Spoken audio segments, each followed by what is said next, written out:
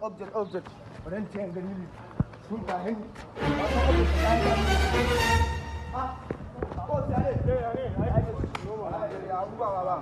bai ka san akwai object way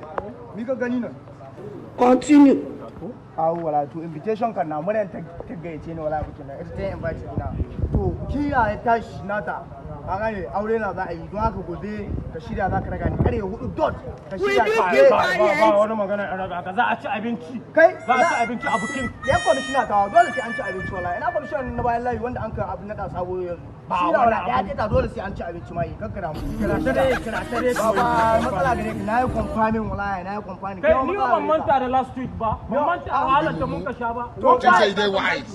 na sani Allah kai matsala ta kai Allah kai gungun ya ma yaro Allah kai kana yawan tuna bayar Allah yanzu a wuce wurin da Allah yanzu kina gobe ki ya zamu na ya da ba ko shi da nan ka dubo da sa kai mu samu mu tebukin nan da Allah don goben nan bannata ina da ka shira kawai mu tai zan raka ka amma da wallahi wanga shi an na karshe yanzu ka da boss ka sona ka san ni za a yi wala ban sai kira cikin da ba a cikin don na san wahalar da mun sha lazo don ka san bilarin da ya rage ni wala cikin tsohon ɗaki shi na shi ko na ji a don haka wallahi ban kai ka inda da mu wahala don haka dai shida wai yanzu to ka ja